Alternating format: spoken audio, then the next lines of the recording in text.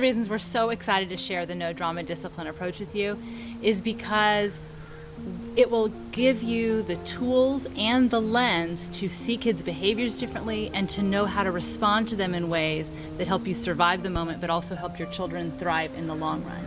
And the truth is, really the best parents we can be ourselves in terms of who we are is that we are intentional. Mm-hmm. And when we make mistakes, when things get messy, we have the opportunity to repair with our children, to learn more about ourselves. And what we're really hoping for this book is not only to help shift the way people see behavior, see the way that we all respond to our kids differently, but to really shape and change the cultural conversation about what discipline actually is. Because so much of the time, what we do as parents in response to our children and in the name of discipline is actually counterproductive to learning. Mm-hmm. A lot of times the things we do actually are counter to learning. And so it's a whole different frame of mind. It's a whole different way of looking at behavior differently and responding differently with tons of grace for ourselves and compassion for our children.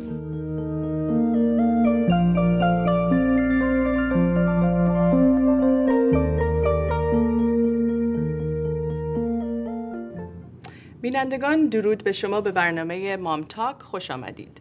برنامه‌ای که امروز براتون تهیه دیدیم برنامه‌ای هست در رابطه با موضوع مهم دیسیپلین. میدونم برای خیلی از شما دیسیپلین، به خصوص شما مادران و پدران ایرانی یا ایرانی آمریکایی، وقتی دیسیپلین رو میشنوین فکر میکنین در رابطه با بچه‌هایی هستن که سر به زیر، obedient و حرف گوش کن به قول معروف، و بچه‌هایی هستن که وقتی که پدر و مادر ازشون یه کاری رو میخوان انجام میدن، اطاعت، بله قربان. و این شیوه دیسیپلین شیوهی هستش که شاید 2 نسل گذشته در رابطه با مادر بزرگا و پدر بزرگای ما دیدیم و شاهدش بودیم. امروزه دیسیپلین معنای جدیدی داره. امروزه مادران و پدران جدید دیسیپلین رو در رابطه با یادگیری و اون رابطه‌ای که بین مادر و پدر و کودک در رابطه با یادگیری انجام میگیره. امروز خیلی خوشحال هستم که به اصطلاح پیشکسوت و ساینتیست، محقق، روانشناس، روانکاو بسیار بسیار نازنین از کسانی که ایشون تحقیقاتشون رو در رابطه با علم و علوم به اصطلاح interpersonal neurobiology، رابطه بین کودک و مادر و پدر، و اینکه چگونه ما میتوانیم دیسیپلین رو بدون دراما، بدون مشکل، بدون به اصطلاح یک نوع کش بین مادر و پدر انجام بدیم. دکتر تینا برایسن، نویسنده، آثر و به اصطلاح پیشروی این زمینه هستند که امروز میهمان برنامه هستند. در کنار ایشون دوست گرامی من روما کتارپال که ایشون فاوندر Tools of Growth هستند و همیشه در رابطه با mindfulness و connecting the dots، integration, bringing relationships and friendships together. امروز میخوایم در کنار شما ما 3 مادر متفاوت با کودکان در سنای متفاوت developmentally این conversation رو با شما داشته باشیم. در دوره به اصطلاح گفتگومون من بریک خواهم گرفت و مطالبی رو برای شما بینندگان گرامی ترنسلیت خواهم کرد. Tina, Roma, welcome to Mom Talk. Thank you. Thank you so much for having me. Such an honor. Yeah. All right, well, let's get to it. No drama discipline. I was just talking about how in certain cultures, given, you know, the nature of the epigenetics or how discipline has been defined, obedience is oftentimes equated with discipline. Yes. So a good, obedient child is one who's well-mannered and has good discipline. Yes. I certainly can look back 2 generations back where, you know, my grandparents were disciplining, and for them, you know, children who were proper, they had good manners, and they listened well. Good kids. Good kids. Yes. The good kids. And oftentimes, intelligence in those cultures is related to level of obedience. So here we are in a very different world, in America, modern life, a modern, parent, mindful parents, and we're trying to raise our children and redefining, reevaluating what discipline means. Yes. So tell us about the no drama discipline and your approach. When I talk to audiences and I ask them, what is the word you most associate with the word discipline? What I hear is the word punishment. And so when Dan and I were writing the book, we had to ask ourselves, what are we going to call this book? And we actually had a colleague who recommended that we not use the word discipline in the title, because the concern is that we are sort of furthering that idea that punishment is the thing to do. But what Dan and I decided was that we wanted to shift the thinking, the whole culture around the meaning of children's behavior and what discipline is about. And if you go to the root of the word, it's really about teaching, and I like to add in the idea of skill building. Right. And what's so exciting about this approach is that if we can shift our thinking in a moment when our child is either not doing something they're supposed to be doing or doing something that they shouldn't be doing, those are kind of the two moments of discipline all the time, that in those moments our children are communicating to us the areas they still need teaching and skill building. And I think the key is, there's a problem with thinking about obedience as the goal, because ultimately we don't want our children to grow up to be obedient to the adults or around compliant them. For that matter. Right. There's dangers to that. Of course. So what we want to think about, what I like to think about as kind of the end goal, is the idea of self-discipline. So that they, when no one's looking, when they come across moments that are difficult, that they do the right thing, the thing that they know is right for them and for other people, naturally. But that requires the brain to get wired to consider other people and to reflect on our options and what the consequences. And for sure, that's the basis of everything. But that can't happen without skill building and teaching. And we often tell kids, like, don't do that or knock it off. But they maybe don't have a strategy or a different way to do it. They're just responding to the emotions that are kind of happening in the moment. And most of it, I think, Tina, is a learned habit. Yes. You talk about the elf on the shelf, Yeah. which I'd love for you to share that too, Yeah. because I think that really makes it real for parents to dial into what our habits are, how we were raised, and how we're bringing that fear-based parenting to the platform. Yeah, I think, at least in my generation, and for sure generations before, there was this thinking that a healthy dose of fear was a kind of a good idea. And very cultural for us too, right? In our cultures. Still is, yeah. And I think there's a problem with that, and that is what I guess I'd like to think about it more, a healthy dose of having a good conscience, like a good healthy conscience where you're considering how your behavior affects other people. And the problem with fear is that fear is the opposite of learning. When we are in fear states, our brain goes into more of a reactive state where it's less likely we actually learn. So it's counterproductive to our goal of discipline, which is to teach and to build skills. And there are these things, obviously, we can think about fear as parents who are really terrifying, who humiliate or hurt their children or who scream at them and those kinds of things. But there are more subtle forms of fear that we use in everyday culture that a lot of people haven't thought about as using fear to control behavior, which obviously we would never want our kids to use fear to control their peers. So we're sort of modeling sometimes skills we wouldn't want our kids to replicate. All the time. And so I think, when we think about the holidays and we tell children, Santa's watching you. If you're not good, you're going to get coal in your stocking or you won't get presents.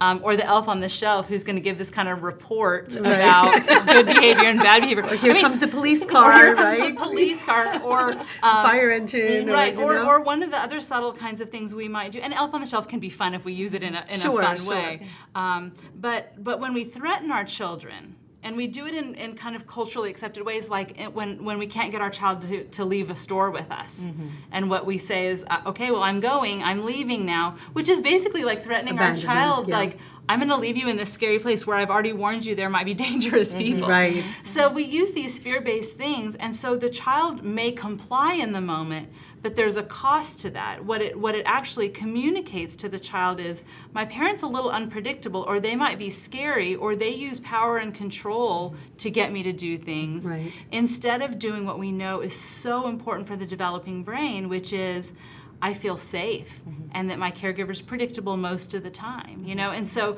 I think using fear to control is really counter to what we're wanting to do. Instead, in that moment, you have a child who won't come with you.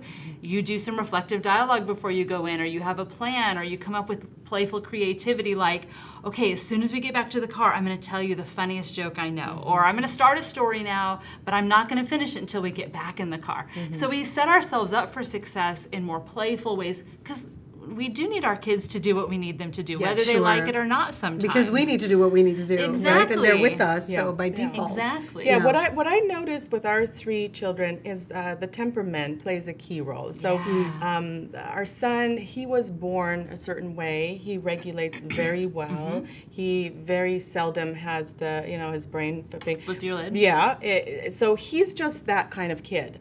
He's very regulated, very, you know, the discipline, the learning, those skills were built in. He was natural to him. Natural. Yeah.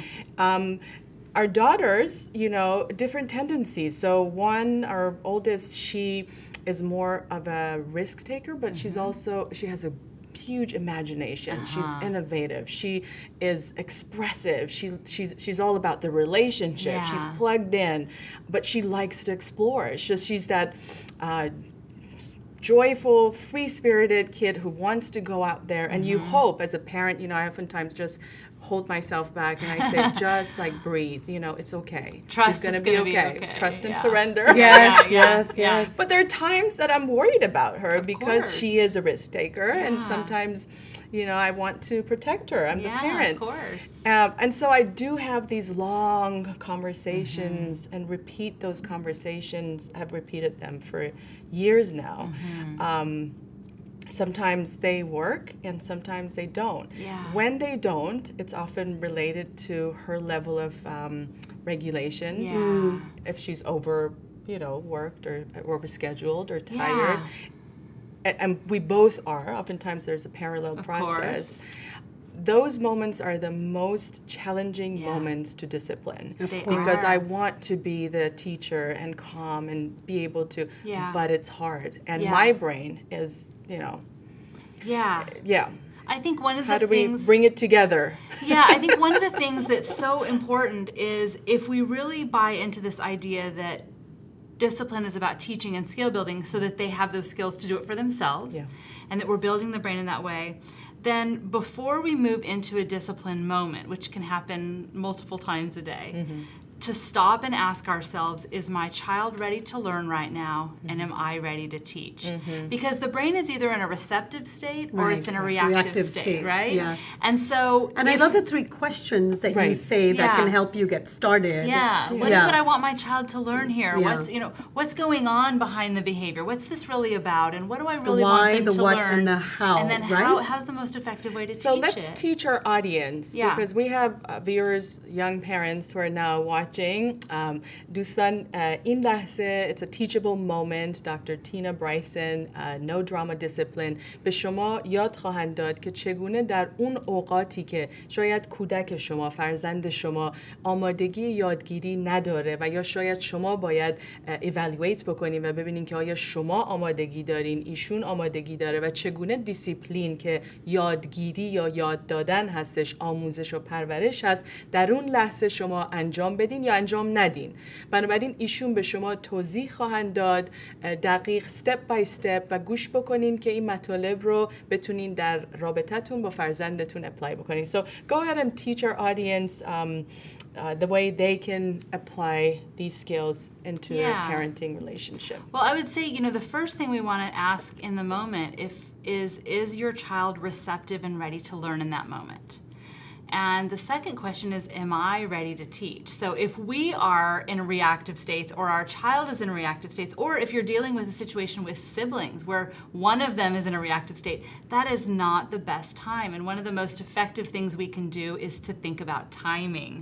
And, we've been taught often that we have to address a behavior right there in the moment or a child won't learn, but that is actually not true. That's based on really old research primarily done on animals. Right. You know, back in the operant conditioning behaviorist kind of movement. Right. And so I think starting with that question is really important. And then when it's time, when you say, yes, I'm ready to teach, yes, my child is open and receptive to learning, then we can reflect and ask, what's really going on here? What's underneath the behavior? And I think one of the most important things we can bring to the discipline process is curiosity. Yes. Right. And to kind of say, what's going on? Because behavior is purposeful. We have a reason for doing what we do most of the time. Even if it's crazy acting out behavior, it makes sense if you really understand what's happening. And I also love that you say that the behavior is a back burner issue. It It's the is. relationship, Yes. that's Yes. the front burner issue. Yes. Yes. Because Yes. that's where the focus should be, in the moment That's to right. moment, Yeah. because parenting and building relationships, this is all right here, right now, in the moment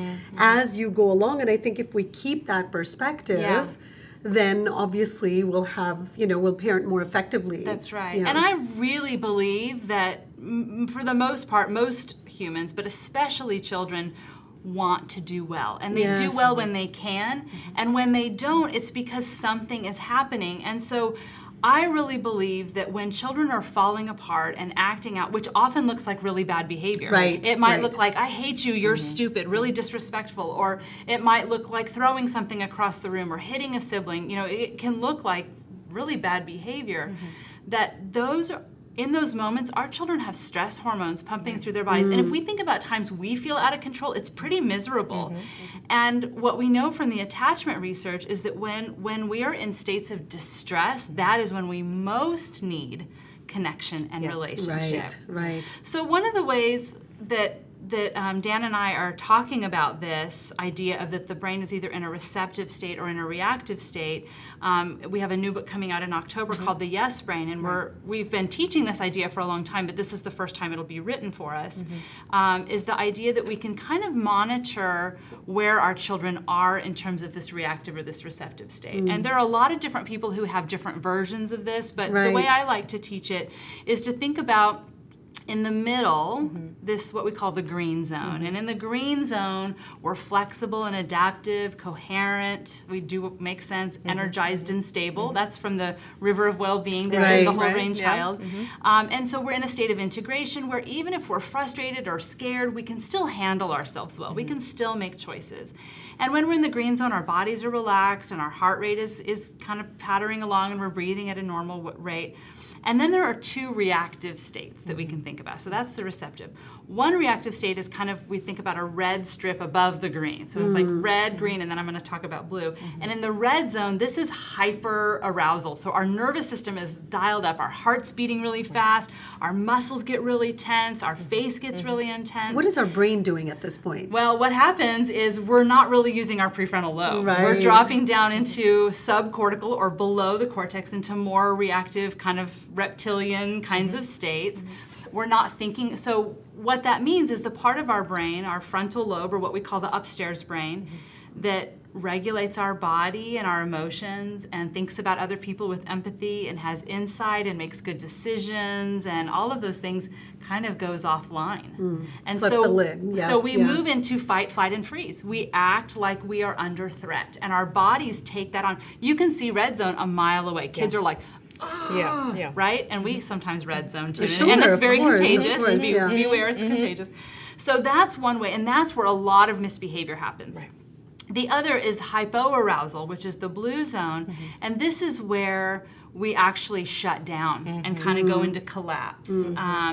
And so what happens is when we are in the red zone or in the blue zone, we are not really able to learn in those moments. Right. So and it's counterproductive. it's This type of discipline is counterproductive. counterproductive. Yeah, and if you think about what we often have an instinct to do in the moment as parents, whether that is, so let's say, let me give a really specific example, because that's always fun. Sure. So, and my kids misbehave, shocker, right? They all do because they're humans. and I misbehave sometimes. My kids are too. 25 and 28, and they still, misbehave. Yes. They're listening to me now and going, "Stop it." That's right. That's right. And you're going. Okay, peel back the layers. What's happening underneath there? Stay in the green zone. Yeah, what happened 8-0 to 6? Exactly. So, just to give an example, so one time when my 6-year-old and my 9-year-old were, and I have 3 boys who are now 16, 13, and 10, but a few years ago, my youngest got really mad. His brother they were on the phone with their grandparents, and my young guy started to tell a story, and his older brother just totally took over and bulldozed, and so he didn't get to tell his story. And so he was really mad about it, and then he said, Luke, I wanted to tell the story. And Luke said, too bad, who cares? So he tried to use his voice, and the brother was mean on top of it. I already know Luke's personality because he asked for ice cream Yes. on your Facebook Live. I thought that was so cute. I know. He's my middle schooler who's very funny. And, So in that moment, JP was reining it in and kind of trying to stay green as long as he could. But then when Luke got, kind of came down on him, he flipped his lid. And when he flipped his lid, he slapped Luke really hard on the back, so much so that he left a handprint. So Luke came into the bathroom where I was brushing my teeth, and he showed me his back, and I said, oh my gosh, that must really hurt. And so I soothed Luke in that moment, right? So I come around the corner, and JP is standing there, totally red zone. Muscles are tense, eyes are big, he's gritting his teeth. I know his breathing and his heart rate are going like crazy. Now, here's this discipline moment. So what do I do? Well, the first moment is I have to make sure I'm green. And my instinct in that moment is usually counterproductive to what he needs. Okay, so here are some options. In that moment, as parents, we might decide to say, well, I'm going to show you what it feels like to be hurt, and we might spank our children. 95% of children are spanked at least once by the time as they're much 3. as we're in denial about that, right? Yeah, I mean, 50% of parents are anti-spanking in the U.S., but 95% of children are spanked at least once by 3. Too, So it's kind of a universal childhood experience. So we might spank. What happens if we spank? What happens if we yell? Like, my instinct in the moment is to say, why would you do that? Why did you hit your brother? You know we don't hit in this house. And to yell. That was my instinct in the moment. But when we yell or we spank or we say, I'm taking away all your fun for the rest of the day. Go to your room. You can't have your play time this afternoon. Or whatever we do in the moment. Those things actually send kids further up into the red zone. And in the name of discipline, and of course by that I mean teaching and skill building, my number one job is to get my kid back into the green zone. That's the survive goal. And the thrive goal is to expand his green zone over time so that as development unfolds and his brother does something that makes him mad, he can tolerate it more and he can come up with other solutions, right? Building their so grit, that's the skill building. Sure, that's the skill building. So in this moment, how do we get our kids back into a state where they can be receptive and learn so that we can be effective disciplinarians, teachers? So again, it's not typically my first instinct, but I know what works. I know what works from a brain and nervous system standpoint. And what we have to know about the brain and the nervous system is when we're in this fight, flight, freeze, or in this collapse state, what is most effective in bringing us back into regulation and connection and integration is connection. Right.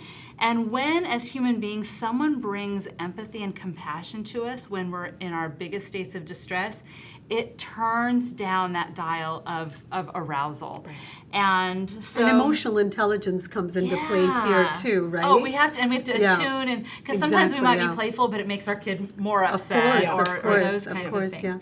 So what that looked like in the moment, practically in this moment, when I was green, and I'm not always, sometimes I flip my lid and I yell, and of course when we rupture, the most important thing is repair. So what that looked like in the moment, now obviously I'm not thinking this in the moment, but when our children are physically hurt, we're usually really good at saying, oh, come here, what happened, and comforting. And if we can think about this big behavioral outburst where they're also in emotional distress, to have a similar kind of response. So what I did in that moment was I came around the corner, he's like, and here I am, I need to address the perpetrator. This is a discipline moment. And so I say, oh, JP, you're so mad. You're so mad. Come here, what happened?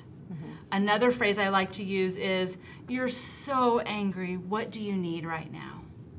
Because that becomes their internal voice later for themselves, like, I'm really upset, what do I need right now? So he's like, Luke did this, and I'm so mad. And I said, oh, and you used your words, and he still didn't respond in a good way. That must have been so frustrating. So what's actually happening, if we kind of break that down, is his internal response and my response to him are a match. Right. If instead I say, why are you making such a big deal about this? Who cares? Or you're being so sensitive, then my response is not matching what his internal experience is. So when I give him empathy and validation about his experience, he can start to calm down. I'm offering him that connection. And really one of the most powerful ways we can do that is less through our words and more through what we would call more right hemisphere nonverbal kinds of things, like the giving a left brain report like, I can see you're really mad right now, you're very frustrated, is a totally different experience than me saying, oh, you're so mad and frustrated. And what happens if you're mad and frustrated and you flip the lid? Yes. You know, taking that moment to get yourself into that zone. That pause. What are the tools that you might have to help parents self-regulate so first? Hard. Right? It's so hard. It is. It's so hard. It's worked with, you know, finding that center, that focal point for me in those moments where you lost consciousness, really. Is getting back to the hub. And, you know, Dan talks about the wheel of awareness and how, you know, we really, if we practice and stay connected to the rim and the hub and know where the hub is and try and connect from hub to hub during those moments. For me, that's been really a turning point where in the moments, peak moments when I'm totally frustrated and angry, I'm able to connect and see through their spheres and how they're experiencing it. Now, sometimes it's challenging because in teachable moments, or when you're trying to discipline in teaching, I also feel like I have a social responsibility to also stand up for, say, if a friend is involved or a sibling is involved, and teaching them to be more conscious in those moments and choices. And sometimes developmentally, I feel like they're not ready for some of those teachings, going back to your point, readiness, right? That's right. Are they ready to be taught? That's right. Or am I ready? And I notice that when I take those moments to pause and just do nothing, just to be present and just quiet down myself as well as slow it down. Yeah. It really works wonderful. Yeah. It does. This reminds me of a time that I had with my son. I think it was maybe 12, and he had his sister was in the bus with him, and he had thrown 10, I think. He had thrown a CD. She asked for a CD, and he threw it back. And of course, there are other kids in the bus, and he got suspended from the bus for X amount of time, for I think a week or something. And it was punishment for me because you had to I had to drive him. He was very happy being off the bus. Right. He was very happy. It was punishment for you. But I remember when he came home, and when I found this out, the conversation that I had with him was, I want to know why you did it. And he looked at me and he said, I don't know. I don't know. I said, no, I mean, That's what a do you mean real you don't answer. know? Tell me why you did it. This is much before I had that self-regulation for myself. And I remember asking him a couple times, and I'm telling myself, aren't you listening to his honest response? He doesn't know He really doesn't. why he did it. That's he true. really doesn't know why he did it. So I did this. I took a deep breath, and I said, all right, you know what you're doing. So, don't go there. Let's try to match this up and get down to how he's feeling first. And then go to, and you call it connect and redirect. Right? And then go to, and even in my book, I talk about reflect, redirect, and then reconnect. So you're reflecting on yourself, reconnecting with yourself, and then you can redirect the child, in doing the exact same thing. So, and often the phrase I'll use there is to say, I know you normally wouldn't talk to me that way, or you normally wouldn't hurt somebody. So what was going on with that? Let's be curious about that together. And that kind of opens it up, as opposed to, why did you do that? That's a totally different kind of question. But I think, the whole idea of how do we get ourselves to that place and slowing it down, all that fits together, because, what's so important is we do need to address the behavior. I'm not going to just soothe my child and then let it go, because then we're missing the teaching moment. So I want to talk about what I feel like has worked the most for the most people, but I want to finish up this piece about what happened with JP where, you know, I said what happened, he told me, I validated the feelings, because we do have a social responsibility to think about how their behavior impacts others. And so what's key though is when we're in the red zone or the blue zone, we can't do it. It's not, for sure it's developmentally, sometimes they're not ready, but in the moment they may not be ready too, because, you know, had I said to JP when he was in the red zone, you know, you really hurt Luke, and he would have been like, good, I wish I had hurt him more. Right. He doesn't, we don't have empathy when we feel wounded and when we feel reactive. So what I needed to do first before JP could get to empathy was to soothe how he had been wounded. Like that was, Luke shouldn't have done that to you. Right. And when he felt like that was heard, then something really powerful happened. I was able to say, I paused, I slowed things down, and then I said, you really hurt Luke. And I paused again. And you know what happened is he did this. He went, and when that happened, that was the most powerful discipline moment. Right. Because that feeling of, it's not shame. Shame is like, I'm a defective person. But healthy guilt, or what we call Feeling a healthy sorry. conscience, is to say, ooh, that doesn't feel good that I did that to somebody else. That doesn't feel right with me. That doesn't sit well with Empathy me. in place, sure. And that was intrinsic. And it was intrinsic. And it's one of the most powerful things that changes our behavior because it's a really unpleasant feeling and your brain wires that connected to that behavior. And I'm not universally against consequences. I think we have to be really thoughtful. And I think most of the way we use consequences is not helpful. Of course. I think there are exceptions to it that could be helpful at times. And I'm a big fan of natural consequences where, you know, if you leave your bike outside and it gets wet, your butt's going to get wet when you sit on it. And that's, you know. But I think that what happens when we impose a consequence, like had I said to JP, I'm taking away your play date this afternoon, all of his attention would have gone to how mean I am to do this to him, instead of keeping his attention on that internal feeling he was having. It derails them from learning about themselves. It counters what we're trying to do to teach. And so in that moment when I say, you really hurt Luke, and he does this, I can hold his attention there by being quiet, and then by also saying, I can see you feel bad that you hurt Luke. Right. And then pause again, and then say, how can you make things right with him? Okay, let me translate. Take a moment. برای شما دوستان که توجه میکنین یک تجربه به خصوص دکتر برایسن با فرزندان خودشون داشتن، با 3 فرزندشون 3 پسر دارن و در این به اصطلاح سیچویشن، در این موقعیت پسر بزرگترشون پسر کوچیکترشون رو از پشت زد با دستش، طوری که جای دستش پشتش موند و خیلی ناراحت بود. پسر کوچیک میاد به مادر گریه کنون میگه که برادرم منو زد و ناراحت هستش و ایشون میگن که در اون لحظه که من پسر کوچکم رو میبینم که ناراحت هستش و در حال گریه کردن هستش، خب اولین اینستینکت یا غریزه من این هستش که برم و پسر بزرگم رو پانش بکنم و تنبیه بکنم، بگم که صدامو بلند بکنم، بگم که چرا زدی پسرم رو یا چرا این کارو کردی، کاری که خیلی از شاید شما این کارو میکنین. ولی در اون لحظه به خصوص به خاطر اینکه ایشون بک‌گراندشون نوروساینس هستش و اینترپرسونال نوروبیولوژی رو خیلی خوب میدونن که 3 به اصطلاح لول یا درجه مختلف هست که مغز یا اعصاب درش کار میکنه، فعالیت میکنه.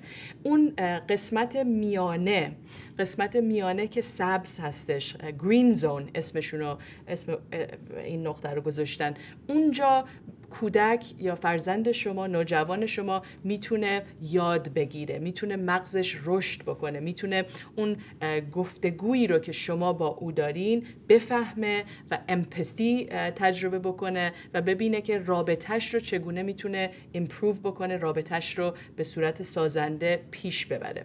در اون نقطه هستش که کودک یا نوجوان شما میتونه به اصطلاح مغزش رشد بکنه. لحظه‌ای که شما عصبانی هستین یا او عصبانی هستش، همونطور که مادر میرن و نوجوان رو میبینن که خیلی به اصطلاح متحول و برانگیخته هستش، قرمز شده صورتش، تمام دندوناش عصبانی هستش.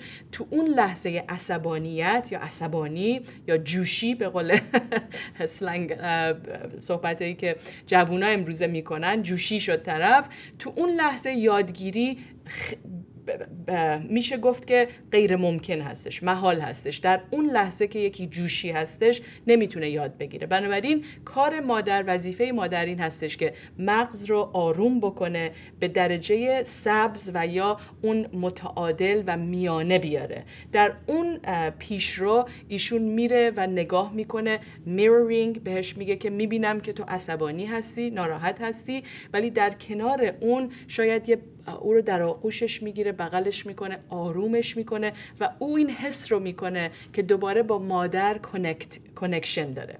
در اون کانکشن بعد میگه که بگو ببینم چی شد، چه اتفاقی افتاد اینجا. و در اون گفتگو هستش که حالا ایشون مادر میتونه یاد بده، میتونه بگه خب چی شد، و در اون لحظه نوجوان ایشون سرش رو میندازه پایین و با ناراحتی یا با یک احساس گناه میگه که من متاسفم که برادرم هرت شد یا اذیت شد با این رفتار بد من. و در اون لحظه هستش که ایشون اشاره میکنن intrinsic motivation for learning یا skill building در درونش این جوشیده و بیرون اومده و در مغز او from the inside out این رشد و تحول صورت میگیره. Such an important point, and for parents to really get the connection. It's counterintuitive. It is. It's counterintuitive. And so for parents to make that shift, and this is where mindfulness... It's relearning us, right? It's relearning about ourselves. Especially with certain epigenetics, I think certain cultural upbringings, because again, punishment has been at the core center of learning. Yeah. And so we're unlearning and relearning and evolving in a healthy way. Yeah. And this is where mindfulness and the practice of mindsight becomes so valuable. It is. And you were talking about the hub and how helpful it can be for us, because it is, most of what's instinctual for us in the discipline moment is counterproductive for discipline. Yes, absolutely. So this is where it does. It requires intention and mindfulness and practice. Yes. To rewire our own brains for what, and I have to say, and it's a skill that needs to be built. And I'm better at it now. I mean, now my kids are older, so there's not as many tantrums, but it takes time. And I think when you talk about the hub, it makes me think about how one of the things that's been so helpful to me, myself, but also as I am teaching, is this idea, and this will be in the new book as well. Another way we can think about that is you're in the middle of an experience as the person who's experiencing it. Like, I'm so mad at my kid right now. My kid's making things really hard on me. And she's screaming about this. So you're in the middle of the experience, but then there's also another level of processing where we can also at the same time be the observer of that experience and be like, oh, it's so interesting. I'm noticing we're both kind of freaking out right now. And I imagine myself, like, as I'm driving my minivan, like hovering above the minivan, like narrating, like sportscasting what's happening, and it helps me. But I think the thing that is probably from No Drama Discipline that has been the thing that has helped the most people, that sometimes it's really impossible to get to the hub because we have flipped our lid. And so one of the tools that's more bottom up, more body based, that's been probably the thing that most people go, oh my gosh, that's magic, is this idea that when a child is really starting to lose their minds, they're starting to tantrum, and by the way, this works really well on our significant others too, is to actually get below eye level, not at eye level, but to get below eye level. So I was working with this family, a 5-year-old son who had these meltdowns all the time, and part of the reason that's important to kind of be thinking about this is we wanted to peel back the layers. Why is he out of his green zone so much? Right. Is that developmentally appropriate, or is there something else going on? And that's what we do in our clinical work, is to figure out those pieces with parents. And this boy in particular had some sensory sensitivity, so he had a really narrow green zone, and it didn't take much to send him red zone.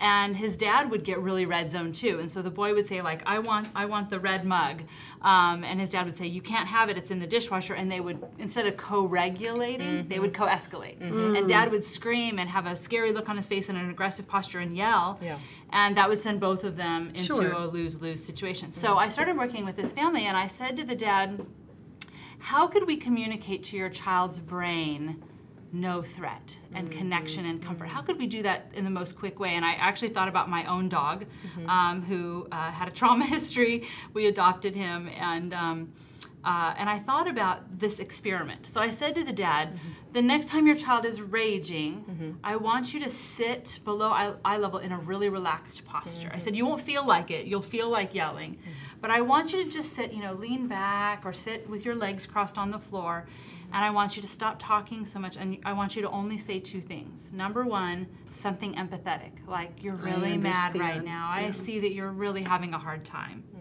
And the second thing is to say something really powerful, which is, I'm right here with you. And the dad said, you want me to sit in a submissive posture to my child? He needs stricter discipline. Right.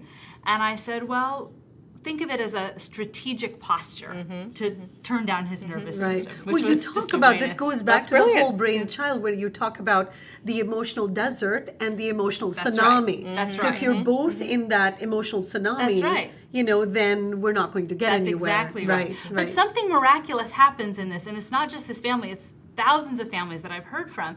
What happened is, the dad thought it was kind of a dumb idea, and I didn't think he would do it. But a few weeks later, they came back, and he said, in a moment of desperation, I did it. He said, I don't think I did it very well. I think I wasn't very empathetic. I said something like, I can tell you're really mad, but I'll sit here with you. Right. He said, but it worked. My son calmed down faster than I've ever seen. He said, but something else happened. He said, I stayed calmer than I've ever been able to. And so then we could talk about the science that shows that the way you move your body, if you walk around like this all day, you're going to feel depressed. Or if you walk around breathing and moving really quickly, you'll start feeling anxious within a couple of minutes. So when you're yelling at your child and you're doing this with an aggressive posture, it actually activates the neural networks that are associated with those movements. But if you sit in a relaxed posture below someone's eye level, it activates a totally different neural network in the brain, and it allowed the dad to stay regulated. So sometimes we're not able to use our frontal lobes to say, okay, I need to be more mindful, I need to take a pause, or I need to get back to my hub, or I need to observe what's happening. Sometimes that's too far. You're too far gone yourself to go there. And so that's when we go more bottom up, more body based with our breathing, with sitting in a relaxed posture. Movement helps for a lot of people. Music can help. You say to our kids, I can't make a good decision right now. I'm too mad to be the kind of parent I want to be right now. I need a minute. And to put in music and sing or move our bodies to release some of that nervous system arousal. But that below the eye level thing and more of a bottom up body-based kind of thing has been really, really a huge shift for a lot of families. In a lot of meditations, Tina, they ask you, especially the Buddhist meditation, there's a certain type of meditation where they ask you to drop your gaze below eye level to bring less energy in. To sort of cut out the noise a little bit. And that helps quieten your emotional system, intellectual, physical system. It really starts to quieten it down. Because, the point is here to communicate. Right? And I teach about communication and effective communication. It's about communing, coming together. It's not about what I said and what you said, but how can I come together? How can I commune with my child? And then that goes into the social responsibility that you talk about, the community, and it sort of goes outward if we just take that moment to get that. That's huge. And I think, what happens is if you start to get dysregulated, you start to go into the red zone or the blue zone, and you're going to get in trouble and someone's going to yell at you, it actually sends you there more quickly and you stay there longer and it happens more frequently. If you know instead that if I start to get dysregulated, someone's going to contain me and soothe me, what happens over time is there's less reactivity, there's less drama. Kids don't do that. But I think it's really important. We're spending a lot of time talking about soothing and staying regulated and seeing what's underneath the behavior and being empathetic.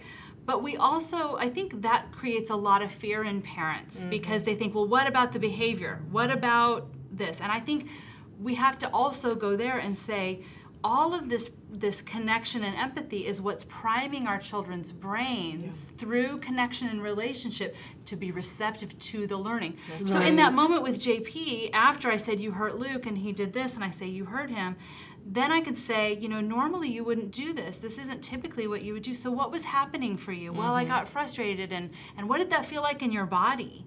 And then how can you make things right with Luke? And what can you do differently next time? What will help you next time? So at the end of that interaction, I can go back to, have I been an effective disciplinarian? Did I teach? Yes. Did I build skills? Yes.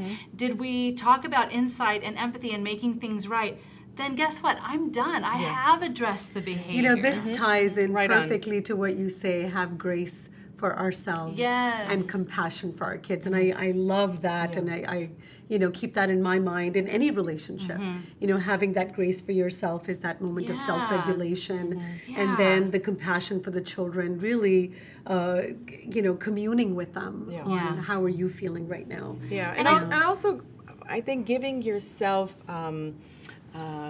enough space and time. One factor I think for especially us modern, you know, the millennial parents, is the time factor, right? Where there's this race against time, and I think with this push mentality, we're missing out on a lot of these free times, these moments that will help us integrate and develop relationships. So I think as a community, as a conscious parent body community, you know, we really need to reevaluate our priorities and really connect the dots and know that if we want to raise conscious children, if we are really here to raise conscious children and really a community, that we need to value those moments, connections, right? Sure, and this is a constant and we need to create struggle. those moments, because we live in a community and society, I think especially here in Los Angeles, where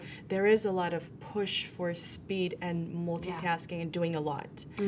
And so it's crowded. It's crowded. It really it's crowded. is. So one thing, you know, I've been really mindful of is decluttering and cutting back.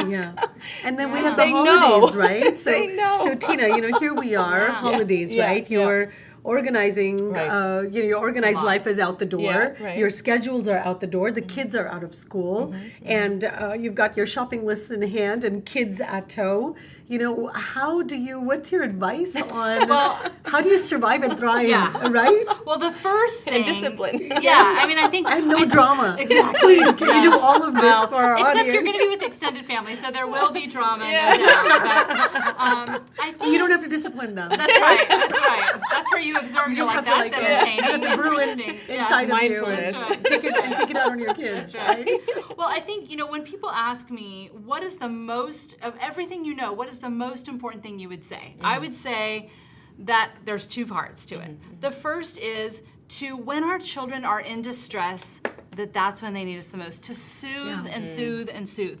But it requires that we have the capacity to do it. So I would say especially applicable to the holidays, self-care, making sure we're getting sleep, we're getting exercise, we're having some time for ourselves and all of that, instead of just doing everything for everybody else, even if it's just a 5-minute moment of self-care, you know. So taking care of ourselves, so our capacity is that we have a big, fat, healthy green zone, right? The second is to not... We hope. The second is, and to monitor it, watch yourself and be like, oh, my green zone's shrinking. What do I need right now? I think the next part is to be thoughtful about our expectations. If the schedule is off, if our kids' sleep is off, they're getting a ton of sugar, there's a lot of stimulation, they're off and you know, all and I of so that. agree with that, because I think what we're trying to do is we're trying to lead a scheduled life in an unscheduled time period. Because I mean, holidays, everybody's off schedule, and I think it's more stress for children and parents when we're trying to say it's 9 o'clock, it's 9 o'clock, it's 9 o'clock, you know? And if I can go into it with the expectation like, okay, I know our schedule is off, I know we're traveling, I know my kids' schedule, you know, we're doing these parties. So my expectation is I know my child may have a hard time tomorrow because she's going to be tired. And you're not trying to put like a round expectation- peg into a square situation. You know, That's you're really right. trying. And then I can also say, okay, so what that's going to mean is because my child's going to be off, they're going to need more co-regulation. So I think even planning in our minds, like, okay, tomorrow she's going to have a hard time, and what that means is I need to take a couple moments throughout the day to be proactive, to maybe sit and stop things and slow things down and rock and hold or put my arm or say, let's read. Just slowing these moments to co-regulate. So slow down, everyone. I know. Take a deep breath throughout this holiday season. Embrace your children, soothe them, as well as do some self-soothing. And just be aware and keep your focus on the green zone. Thank you, Dr. Bryson, for joining us. Thank you, Roma. Thank you so much. And Thank it you, was Dr. such Bryson, a wonderful dialogue. Thank you. Until next time, everyone. Bye. Bye.